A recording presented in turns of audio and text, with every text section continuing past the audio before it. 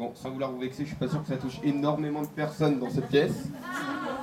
Mais on en connaît tous. Ça représente quand même 5 millions de personnes, soit 7% de la population. Et elles semblent particulièrement concernées. La jeunesse a voté à 30% pour Mélenchon présidentiel et s'est abstenue à 34% pour le second tour. Le problème, c'est que la jeunesse est aussi une population où il y a beaucoup d'abstention aux législatives. Du coup, je viens vous donner toute une série d'arguments pour que vous convainquiez les jeunes que vous connaissez d'aller revoter cette fois-ci. Tout d'abord, il faut se rendre compte qu'il y a 3 choses à faire pour les jeunes. Tout d'abord, leur donner une voix. Deuxièmement, les faire un peu moins galérer. Et troisièmement, un filet de secours pour les jeunes qu'on n'a pas réussi à prendre dans ce cycle de la République. Comment leur donner une voix? Nous, notre grande proposition pour donner une voix, c'est ramener le droit de vote à 16 ans. Alors, ça peut sembler très jeune. Il y a beaucoup de critiques à chaque fois qu'on étend le droit de vote, comme quand on a étendu le droit de vote aux femmes ou quand on l'a descendu à 18 ans. Alors, pourquoi on veut le descendre à 16 ans? Premièrement, pour responsabiliser. Vous voyez, là, je suis là devant vous, je parle de politique, je parle de plein de choses, j'ai m'y connaître, mais il y a un an, je n'y connaissais rien. Qu'est-ce qui a changé? C'est qu'on m'a donné un choix. On m'a dit, tu vas avoir un choix pour l'avenir de ta nation. Et quand on donne du pouvoir aux gens, ils se responsabilisent et ils s'instruisent. Ils s'instruisent. Et premièrement, responsabiliser la jeunesse pour leur donner un choix. Et deuxièmement, ça va être un bien pour eux et pour nous. Quand on a 16 ans, on peut déjà voter aux élections professionnelles, on peut déjà avoir l'autorité parentale, et on peut déjà voter aux élections professionnelles, avoir l'autorité parentale, et c'est déjà bien. J'ai perdu le troisième truc, c'est déjà bien. Toujours est-il que quand on peut travailler, qu'on peut avoir des enfants, il est normal de choisir quels impôts on paye, quel est l'avenir de notre nation. Il faut arrêter ces deux poids, deux mesures, et leur donner le choix de voter. Et ensuite, ça va être une chance pour nous tous. Il faut se rendre compte que 50% des gens qui votent ont plus de 55 ans, alors qu'ils ne représentent que 20% de la population.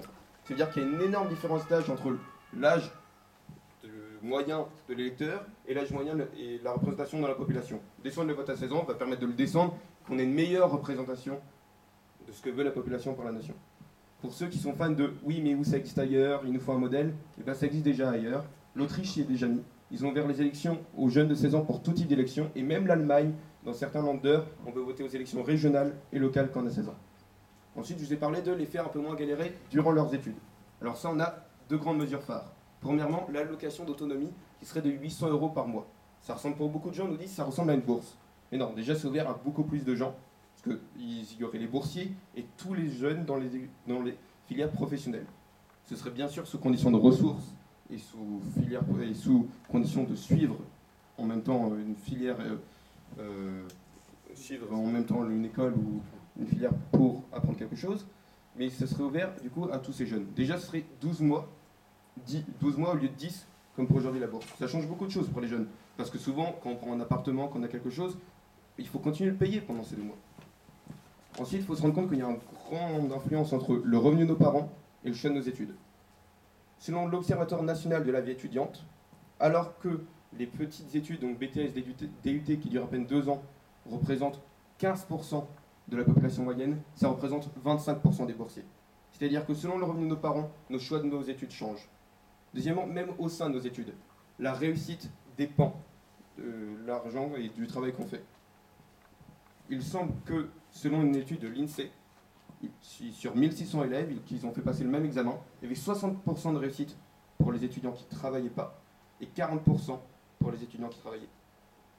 Dans un monde où un jeune sur 3 en 2016 a dit avoir des problèmes d'argent juste après sa sortie du bac, donner cette allocation d'autonomie permet aux jeunes de pouvoir choisir leur filière et de pouvoir la réussir. La deuxième grande mesure pour aider ces jeunes à moins galérer, c'est la création de 15 000 logements étudiants. Alors, pour nous, ça peut nous sembler un peu anecdotique, puisqu'on habite sur la région parisienne, on a plein de facs très proches avec Paris, on prend le métro, on y est. Mais quand on vient d'un milieu rural, pouvoir faire les études qu'on veut, pouvoir aller là où on veut, c'est très compliqué. Et du coup, donner la chance à ces jeunes d'avoir des logements pour eux, c'est important. Surtout quand, selon la fondation de l'Abbé Pierre, un tiers des jeunes, a comme souci principal quotidien le toit au-dessus de sa tête. C'est-à-dire que chaque jour, au lieu de penser à ses études, il réfléchit à comment je vais pouvoir payer mon loyer ce mois-ci.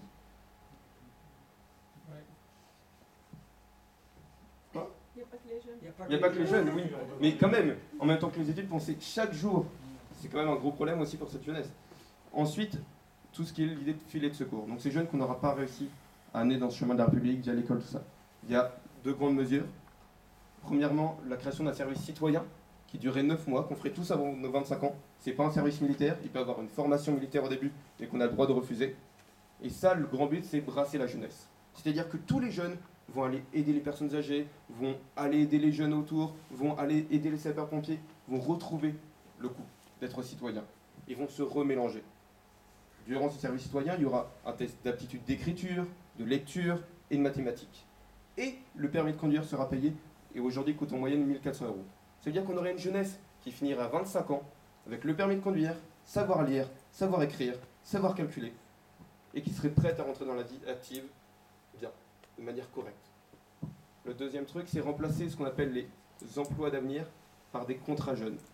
Aujourd'hui, il existe 200 000 emplois d'avenir. On aimerait créer 400 000 en plus de contrats jeunes. Donc ce seraient des contrats payés à 80% du SMIC. Alors quel est l'objectif? C'est pas que tous les jeunes passent toute leur vie dans ces emplois jeunes. C'est d'avoir des premiers trucs à écrire sur le CV, d'avoir des premiers emplois, qu'on arrête de nous dire sans cesse « Oui, mais tu n'as aucune expérience. C'est normal, j'ai 18 ans. » Ces contrats jeunes permettent à la jeunesse de pouvoir enfin faire la première expérience. Et en plus de tout ça, ce que j'aimerais surtout que vous retiriez de tout ce que je viens de dire, c'est que vous puissiez aller voir vos enfants, vos petits-enfants ou juste d'autres jeunes que vous connaissiez, et que vous soyez capable de leur dire que non, notre seul rêve quand on a 18 ans ou bien 25, c'est pas seulement d'être chauffeur Uber, d'être dealer de drogue, ou bien juste d'être star de télé-réalité. On peut rêver à une réussite collective, à une réussite globale de toute la jeunesse, et d'un monde où, à 18 ans, tous les jeunes y a un avenir en commun. Bien.